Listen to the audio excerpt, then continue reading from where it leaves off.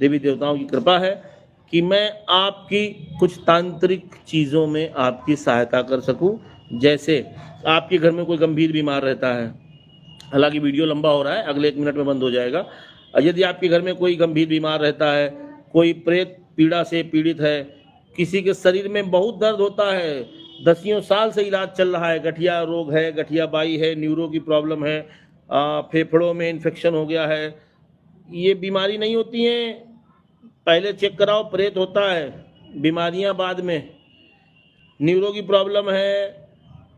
Arthritis की problem है, घुटनों में जॉइंट पेन हो गया है, और रीढ़ की हड्डी में L1 से लेके पूरा ऊपर तक पूरी रीढ़ की हड्डी में अगर कहीं जाम हो गया है, या शरीर में चींटियां काटती हैं, पैरों के नीचे पिंडलियों में दर्द होती है, रीढ़ की हड्डी में दर्द होती है, गर्दन के कंधों से लेकर यहाँ तक सर्वाइकल स्पॉन्डिलाइटिस की दिक्कत है,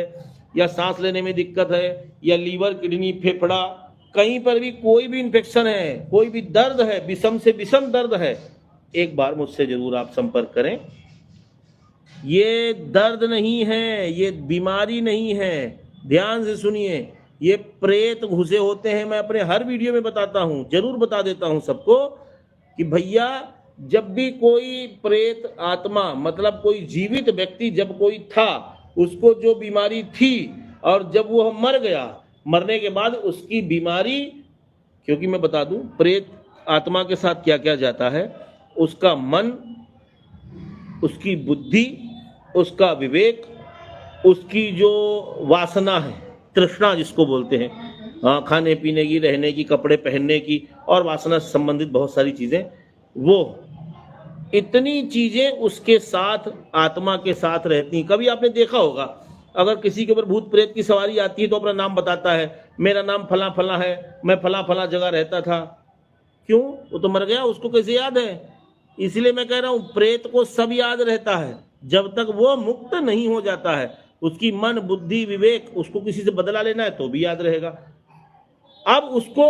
अब प्रेत क्या है, जब वो व्यक्ति जीवित था, उसके शरीर में जो बीमारी थी, जब वो उस बीमारी के कारण लीवर, किडनी, फेफड़ा, न्यूरो, रीढ़ की हड्डी, सर्वाइकल दर्द, गठिया दर्द, कोई भी दर्द रही हो, हार्ट अटैक की दिक्कत रही हो, जिस बीमारी से उसकी मृत्यु हुई है, वह बीमारी उसकी आत्मा के साथ चली गई, और तब तक रहेगी जब तक वह आत्मा मुक्त होकर के परलोक में, परम धाम भगवान के दरबार में नहीं पहुंच जाएंगे, तब तक। अब वह आत्मा वायुमंडल में विचरण करेगी।